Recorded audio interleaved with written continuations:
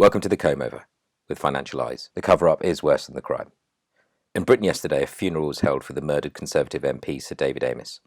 The service was held at the Westminster Catholic Cathedral and was attended by former Prime Ministers John Major, David Cameron, Theresa May, Home Secretary Priti Patel, and current Prime Minister Ali Kamal, known informally in England as Boris Johnson.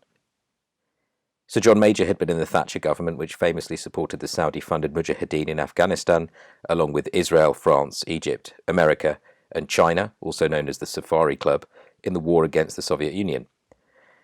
David Cameron oversaw the disastrous invasion of Libya and, along with Obama, effectively encouraged UK-born jihadis to take up arms against the Syrian regime, ultimately feeding ISIS.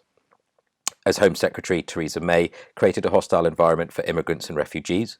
As Prime Minister, she allowed teenage British grooming victim Shamima Begum to be stripped of her citizenship, despite her own ministry having failed to prevent Begum from leaving the country on her sister's passport. Priti Patel was sacked as International Development Secretary in May's cabinet for holding undeclared meetings with Israeli officials. She tried to illegally reroute her aid budget to Israeli hospitals that were being used to treat al-Qaeda jihadis and had been injured fighting against the Assad regime in Syria. As Home Secretary, she is responsible for overseeing the list of proscribed terror organisations.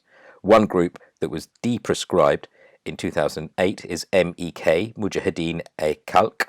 They are known to have killed several Americans in Iran and worked with Saddam Hussein until his downfall, before moving to Albania, where they have been reported on by the BBC, Guardian, and New York Times as effectively being a sex cult.